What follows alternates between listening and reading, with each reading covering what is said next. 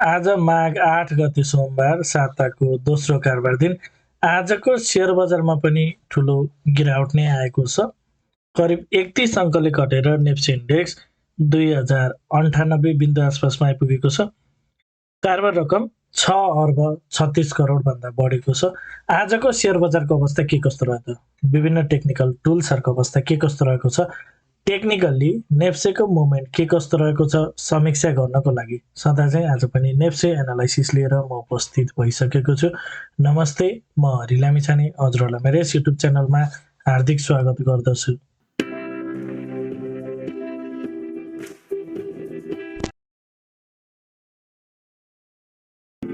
यस YouTube channel मार्फत मैले share बजारसँग सम्बन्धित विभिन्न किसिमका भिडियोहरू लिएर आउने भएको हुनाले यदि हजुरहरूले अहिलेसम्म पनि मेरो च्यानल सब्स्क्राइब गर्नुभएको छैन भने कृपया च्यानल सब्स्क्राइब गरिदिनु होला र भिडियो पुरा हेर्नुभयो भने हजुरहरूले मैले भन्न खोजेको कुरा सबै सजिलैसँग बुझ्न सक्नुहुनेछ।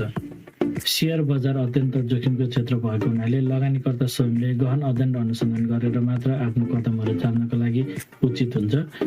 यो भिडियो नितान्त इन्फर्मेटिभ तथा एजुकेसनल पर्पजले तयार गरिएको हुँदा यस भिडियोको आधारमा आफ्नो ट्रेडिङ स्ट्र्याटेजी नबनाउनको लागि हार्दिक अनुरोध गर्दछु। स्क्रिनमा नेप्सेको प्राइस चार्ट देख्न सकिन्छ। आज पनि नेप्सेमा एउटा बियरिश क्यान्डल नै बनेको छ। बियरिश मरोबोजु टाइपको क्यान्डल छ आज र कारोबार रकम चाहिँ तेज घटेको छ हिजो अस्तिको भन्दा। जम्मा 6 अर्बको लाइनमा छ, 6.5 अर्ब नै आएन र पछिल्लो समय जुन हिसाबले बजार माथि बढ्दा कारोबार रकम बढ्दै थियो, अहिले फेरि बजार चाहिँ घटेर जाँदा कारोबार रकम पनि घटेको छ र नेपालको मार्केटमा प्रायः जस्तो हुने नै त्यस्तै हुन्छ। नेप्सेमा बढ्दाखेरि चाहिँ लगानीकर्ता एक्साइटेड हुँदै जाने, कारोबार रकम पनि धेरै आउने, घट्दै जाँदाखेरि फेरि एउटा अन्यलको स्थिति सिर्जना हुन्छ।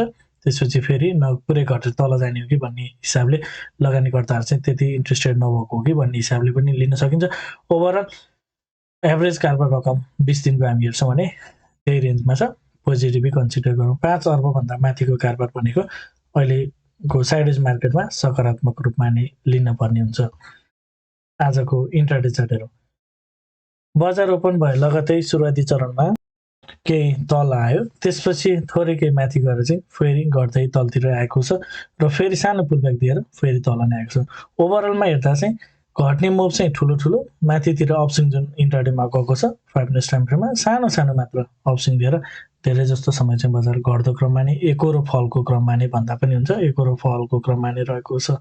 मार्केट 5 मिनट टाइम फ्रेममा स्ट्रङ बियरिश मोडमा रहेको देखिन्छ र जुन हिसाबले बजार यसरी तेज माथिबाट तल आएपछि एउटा साइडवेज बसेर चाहिँ यसलाई यो लेभलमा चाहिँ मजाले डिस्ट्रिब्युसन भएको हुन सक्ने र यहाँबाट चाहिँ बजार यसरी तल झरेको एउटा चाहिँ हामी लजिक लगाउन सक्छौँ र बजारको मोमेन्टम अथवा ट्रेन्ड के छ भनेर हेर्छौँ 5 मिनट टाइम फ्रेममा चाहिँ क्लियर डाउन ट्रेन्डै छ। आज सुरुवाती चरणमा केही तल आएको बजार माथितिर जाने प्रयास गरे पनि एउटा एग्रेसिभ राइज सहित मार्केट माथि जान खोज्दा त्यति मार्केट सफल भएन र इमिडिएटली बजार चाहिँ फल भएको छ। 5 मिनट टाइम फ्रेममा क्लियर डाउन ट्रेन्डमा रहेको छ मार्केट भन्न सकिन्छ। 15 मिनट्स टाइम फ्रेम हेरौँ। 15 मिनट्स टाइम फ्रेममा अहिलेसम्म चाहिँ हामी एउटा चाहिँ बुल रनमा जस्तै देखिन्छ। 15 मिनट्स टाइम फ्रेममा यो माथि इम्पल्सिभ राइज पछिको यो आएको मुभ चाहिँ करेक्सन हो भन्ने देखिन्छ, तर यो करेक्सन कम्प्लिसन भइसकेको कुनै पनि इन्डिकेसन चाहिँ छैन। 15 मिनट्स टाइम फ्रेममा अब हामी चाहिँ एउटा अगाडिको लोएस्ट पोइन्टको आसपासमा नै छौँ, जुन भनेको 2075 तिर रहेको छ। सो 2075 सम्म मार्केट रहन्जेलसम्म 15 मिनट्स टाइम फ्रेममा चाहिँ हामी बुलिस ट्रेन्ड रहन सक्छौँ र यसपछि बजार चाहिँ माथितिर नै जान्छ कि भनेर हेर्न सकिन्छ, जसको चान्स चाहिँ केही कम नै रहन सक्छ भनेर हामीले हेर्न सक्छौँ। यो यसरी इम्पल्सिभ राइज पछिको बजार जुन हिसाबले तल आएको छ यो एउटा माइनर करेक्सन मात्र हुन सक्ने र बजार यसरी माथितिर जान सक्छ भने जुन 15 मिनट्स टाइम फ्रेम हाम्रो एनालाइसिस छ यसलाई चाहिँ एउटा नर्मल रूपमा हामीले लिन सक्छौँ। यसको चान्स छ कि छैन भन्ने सन्दर्भमा यसको चान्स स्टिल पनि रहेको कुरा चाहिँ मेरो आफ्नो एनालाइसिसमा सेयर गर्न चाहन्छु। र यदि बजार यसरी भोलि सुरुवाती चरणमा नै केही तलतिर आउँछ र तल आएर यही हिसाबले सार्प डाउनफलै भएर तल आउँछ भने यो लोलाई ब्रेक गर्ने चाहिँ एउटा म्यानिपुलेसन हुन सक्ने र फेरि पनि बजार चाहिँ यसरी माथितिर जान सक्ने पोसिबिलिटी चाहिँ स्टिल पनि रहेको कुरा चाहिँ सेयर गर्न चाहन्छु। सिधै फल हुन्छ भने चाहिँ, तर अहिले क्रिएट गरेको जस्तो फल नभएर यदि मार्केट माथितिर जाने यतैतिरबाट र माथि जाने क्रममा अगाडिको हाईलाई चाहिँ पार गर्न सक्दैन र तलतिर झर्छ भने चाहिँ त्यसपछि चाहिँ यो लोलाई ब्रेक गर्ने र मार्केट पनि फेरि 15 मिनट्समा चाहिँ बियरिस हुन सक्छ भन्ने हिसाबले हामीले लिन सक्छौँ। अहिले करेन्टली प्राइस घट्दो क्रममा देखिन्छ, रिभर्सलको कुनै पनि किसिमको इन्डिकेसन चाहिँ छैन। मैले हजुरलाई 2080 देखि 2090 को जोनबाट चाहिँ के मार्केट रिभर्स हुन सक्छ भन्ने कुरा थियो, त्यही लेभलमा आएर बजार क्लोज गरेको छ। सो यहाँबाट केही माथितिर सानो माइनर एउटा अपस्विङ चाहिँ जान सक्छ। यहीँबाट मार्केट माथितिर रिभर्स हुन्छ भन्ने चाहिँ अरू टाइम फ्रेमबाट हेर्दा अलिकति त्यो कम चान्स देखिन्छ। एउटा जानकारी, यदि हजुरहरू मेरो सल्लाहमा सेयर खरिद बिक्री गर्न चाहनुहुन्छ, एज अ एडभाइजरको रूपमा मलाई लिन चाहनुहुन्छ भने स्क्रिनमा देखाएको नम्बरमा सम्पर्क गर्नुहोला। साथै यदि हजुरहरू एडभान्स लेभलको टेक्निकल एनालाइसिसको कोर्स गर्न चाहनुहुन्छ, कृपया स्क्रिनमा देखाएको नम्बरमा सम्पर्क गर्नुहोला। भेरी स्मार्ट लेभलको क्लास हुन्छ, विशेष गरी स्मार्ट मनी कन्सेप्टको क्लासेसहरू मैले सञ्चालन गर्ने गर्छु। यदि हजुरहरू सो कोर्स गर्न चाहनुहुन्छ भने स्क्रिनमा देखाएको नम्बरमा सम्पर्क गर्नुहोला। 9863805867 यसमा कल, मेसेज अथवा व्हाट्सएप गर्न सक्नुहुनेछ। अब आवरली टाइम फ्रेममा जाउँ। आवरली टाइम फ्रेममा बजार एउटा चाहिँ माथितिरबाट अगाडि गएको दाजुमा माथि पुगेर एउटा हाई क्रिएट गर्ने गरेर चाहिँ यो हाई अझै कन्फर्म चाहिँ भएको छैन, तर यो हाईभन्दा माथितिर गइसकेको छ। सो एउटा माथि एउटा हाई क्रिएट गरेर चाहिँ एउटा तलतिर आइरहेको फेजमा देखिन्छ। अन्डर करेक्सन छ यो अहिले आइरहेको मुभ, यसले करेक्सन कम्प्लिसन गरेको इन्डिकेसन चाहिँ गर्दैन।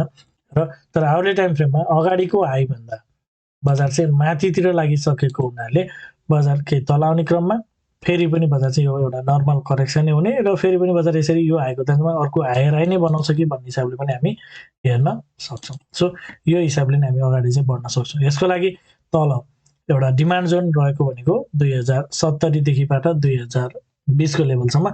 यो लेभलबाट चाहिँ यदि प्राइस फर्किन्छ र लोअर टाइम फ्रेममा मार्केटले पोजिटिभ स्ट्रक्चरहरू क्रिएट गर्छ भने, एउटा लोअर टाइम फ्रेममा रिभर्सलको इन्डिकेसन गर्छ भने चाहिँ केही माथितिर जान सक्ने एक्सपेक्ट गर्न सकिन्छ।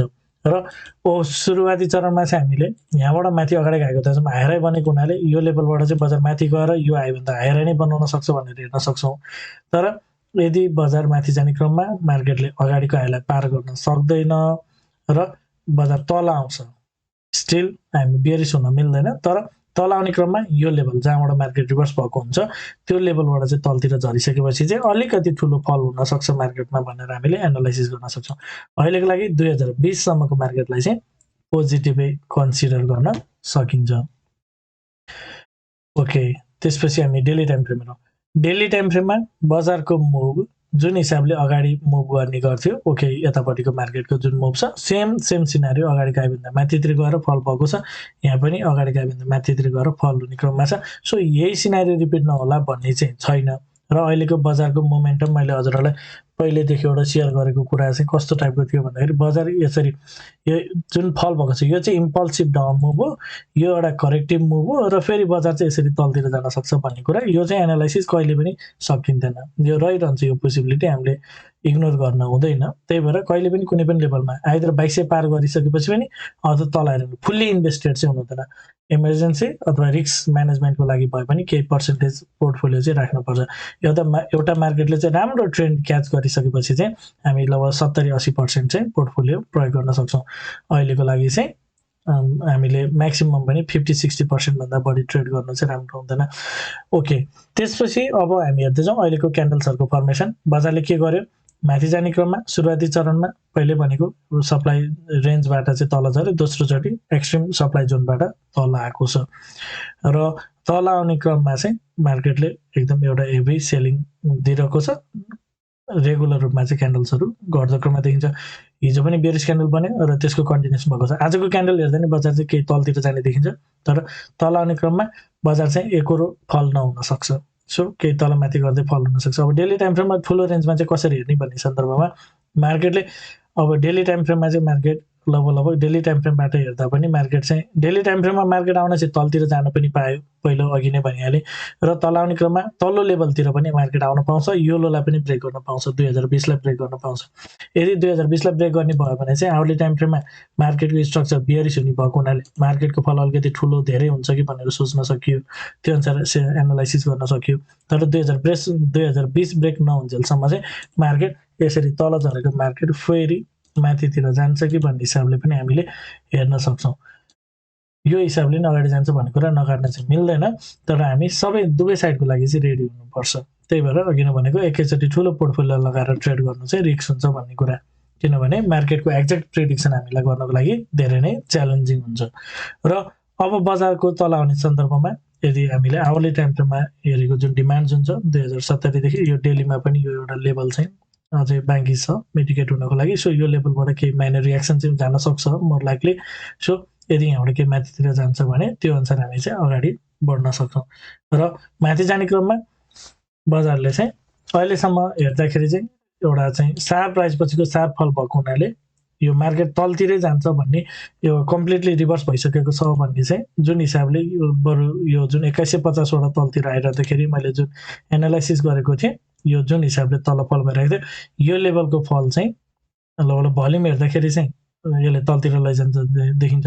तर यहाँबाट जुन हिसाब जस्तो ट्रेन्ड बनाएर बजार तल झरेछ यो चाहिँ त्यतिको योभन्दा चाहिँ अलिकति कमजोर टाइपको चाहिँ फिल गरेको छु मैले आफूले हेरिरहँदाखेरि चाहिँ मार्केटको मोमेन्टम विभिन्न टुल्सहरू हेर्दाखेरि चाहिँ यसले बरु तलतिर लग्ने क्यापेसिटी राख्यो भने यसले चाहिँ कम राख्छ जस्तो देखिन्छ। तर एउटा कुरा के ख्याल गर्नुपर्ने पर्छ भने यो सार्प प्राइस थियो। सो एटलिस्ट डिस्ट्रिब्युसनको लागि भए पनि यो एउटा चाहिँ मुभ चाहिँ जान एक्सपेक्टेड थियो। सो मार्केट विभिन्न एङ्गल विभिन्न लजिकबाट चाहिँ हामीले हेर्न पर्ने हुन्छ। ओभरअलमा चाहिँ डेली टाइम फ्रेम हेर्दा बजार चाहिँ डाउन कन्टिन्यू छ। सो हामीले अहिले आवरली टाइम फ्रेमलाई रिफरेन्स लिएर चाहिँ ट्रेड गर्न सक्छौँ भन्ने चाहिँ मेरो आफ्नो एनालाइसिसमा रहेको छ। अब कन्क्लुजन भन्नुपर्दाखेरि चाहिँ डेली टाइम फ्रेममा पनि एउटा बेयरिश क्यान्डलका साथ बजार तल झरेछ। आवरली टाइम फ्रेममा पनि बजार तल्लो झल्दो क्रममै देखिएको छ, अन्डर करेक्सन छ डेली र आवरलीमा। र यदि हामी 15 मिनट्स टाइम फ्रेम हेर्छौँ भने करेक्सन कम्पिटिसन भएको कुनै पनि इन्डिकेसन छैन, सेम 5 मिनट्स टाइम फ्रेममा पनि। सो बजार घट्दो क्रममै देखिएको छ, तर बजार चाहिँ अरू लगभग आवरलीमा पनि सार्प डाउन भएको छ, कुनै पनि किसिमको माथि पुलब्याक गएको छैन। सो केही पुलब्याकहरू चाहिँ एक्सपेक्ट गर्न सकिन्छ भनेर पनि एउटा रफली हामी एनालाइसिस गर्न सक्छौँ। ओभरअलमा मार्केट चाहिँ आजको मार्केट अन्डर करेक्सन छ भन्ने चाहिँ कन्क्लुजन छ। अब भोलिको दिनमा 2070 को लेभल वा त्यो रेन्जभित्र चिरिसकेपछि कस्तो प्याटर्न फर्मेसन गर्छ त्यो अनुसार चाहिँ हामी अगाडि बढ्न सक्छौँ भन्ने जानकारी गराउँदै आजको भिडियो इन्ड गर्न चाहन्छु। के कस्तो लागिरहेको छ भिडियो कमेन्टमा जानकारी गराइदिनु होला। भिडियो मन परेको छ, उपयोगी भइरहेको छ, भिडियोले हजुरहरूलाई के सहयोग पुऱ्याइरहेको छ भने भिडियोमा एक लाइक भने अवश्य गरिदिनु होला। साथै पहिलोपटक हेर्दै हुनुहुन्छ भने च्यानल सब्सक्राइब गरेर जोडिनु होला भन्न चाहन्छु। हवस् त, धन्यवाद, नमस्ते।